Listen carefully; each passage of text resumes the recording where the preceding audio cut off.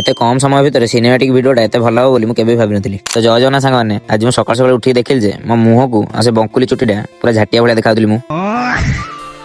ଯେହେତୁ ଚୁଟି ପୁରା ଅଧିକ ହେଇଯାଇଥିଲା ତ ଆମେ ସାଇରେ ମୋର ଚାଲୁ ସେଲୁନ। 5 minutes later. ତ କିଛି ଟାଇମ ପରେ ଆମେ ସାଇକେଲରେ ଯାତ୍ରା କରିକି ସକ୍ସେସ ହେଇଯାଇଥିଲୁ। ଆସିକି ଏଠି ପହଞ୍ଚିଲୁ ମାର୍କେଟ ଉପରେ। ଯେହେତୁ ସେଲୁନ ଏଠି ଭିଡ଼ ଥିଲା ତ ଆମେ ପଳେଇ ଆସିଲୁ ଏଠି ଦହିବରା ଦୋକାନକୁ, କାରଣ ସକାଳୁ କିଛି ଖାଇନଥିଲୁ। ଯେହେତୁ ବହୁତ ଜୋର ଭୋକ ଲାଗୁଥିଲା ତ ଆମେ ଗୋଟେ ଦହିବରା ପ୍ଲେଟ ଧରିଦେଲୁ। ଦେନ୍ ଏଠି ଖିଆ ପିଆ ସରିଲା, ତାପରେ ଆମେ ପଳେଇ ଆସିଲୁ ସେଲୁନକୁ। ଆଉ ସେଲୁନକୁ ଆସି ସୁବାସ ଭାଇ କହିଲେ ଯେ ଗୋଟେ ଲଙ୍ଘା କଟଟା କାଟ ଯେମିତି ମତେ ମାନିବ। ଆଉ ସୁବାସ ଭାଇ ଏଠି 15 ମିନିଟ୍ ଭଳିଆ ଆଖି ବୁଝିକି ମତେ କାଟିଦେଲେ ଗୋଟେ ମଲେଇ ଚମଚମ କଟ, ଯୋଉଟା ଥିଲା ମାତ୍ର 40 ଟଙ୍କା। No discount no return.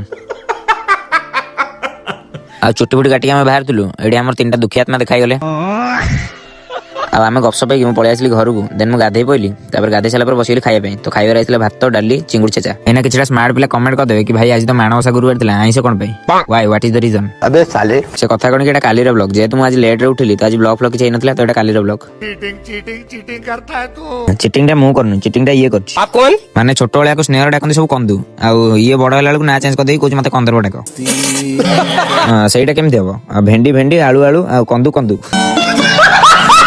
Guys ବହୁତ ମଜାମସ୍ତି ପରେ ଆମ ବେନୁର ଏଠି କମ୍ବ୍ୟାକ୍ ଭିଡ଼ିଓ ଆରମ୍ଭ ହେଇଯାଇଥିଲା। ତ ଯେହେତୁ ଏଟା ମୁଁ ବଙ୍କେଇକି ଟିକେ କ୍ୟାମେରା ଧରିଛି ତ ଏଟା ଭଲସେ ଦେଖାଯାଉନି। ବାକି ଯଦି ବି ତମେ କେହି କମ୍ବ୍ୟାକ୍ ଭିଡ଼ିଓଟା ଦେଖିବାକୁ ଚାହୁଁଛ ତାହେଲେ ଏଇ କମେଣ୍ଟରେ ପିନ୍ ଅଛି, ତ ବେନୁର ଆଇଡି ଯାଅ ଆଉ ଚେକ୍ କରିଦିଅ ଭିଡ଼ିଓଟାକୁ। ବାକି ଯଦି ଭିଡ଼ିଓଟା ଭଲ ଲାଗିଲା ତାହେଲେ ଫଲୋ ସବସ୍କ୍ରାଇବ କରିଯିବ। ରହିଲି, ଜୟ ଜଗନ୍ନାଥ, ଦେଖା ହବ ନେକ୍ସଟ ବ୍ଲଗରେ।